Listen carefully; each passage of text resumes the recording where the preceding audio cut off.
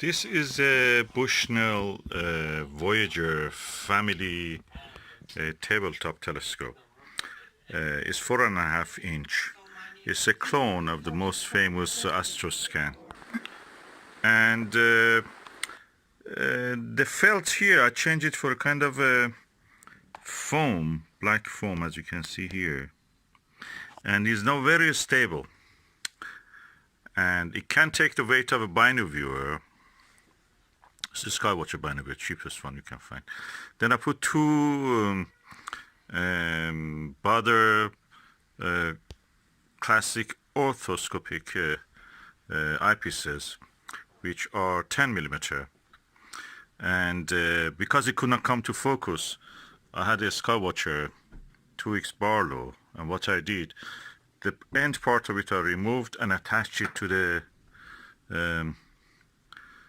binoviewer, so it comes to focus now easily.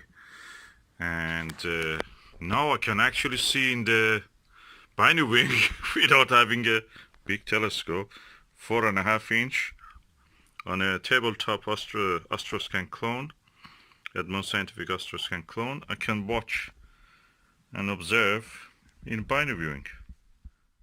The set I was talking about, this is the Barlow, 2 times Barlow. If I had a weaker one, probably I would have used it.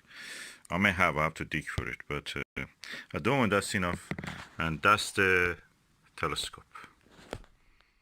I'm using the 23 millimeter SVBony Aspherics, and I'm watching through the window. It's amazing. The full disk of the moon is visible. The full crescent of the moon is visible, and it's such a good view.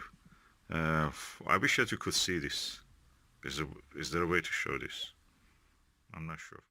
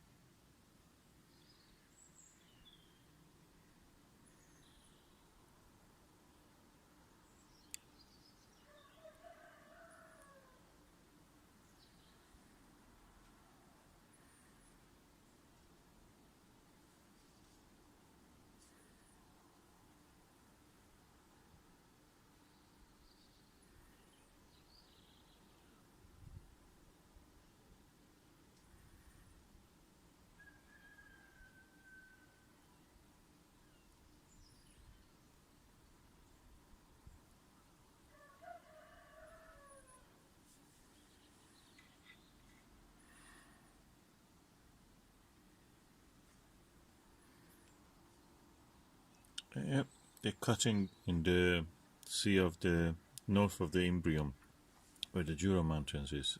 What is called actually the part near the Caucasian Mountains is Alpine Valley.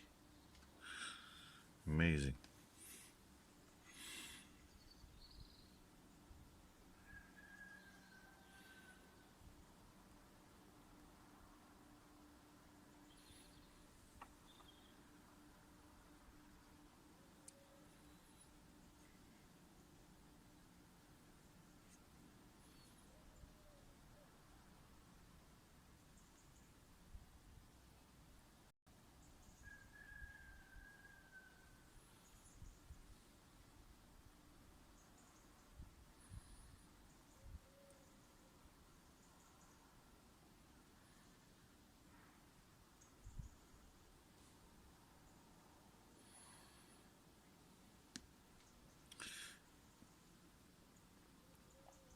This is lower part when you see the parallel dotted line as if parallel to that mountain inward to the Sea of Rains is where the Apollo 15 landed in the mountains.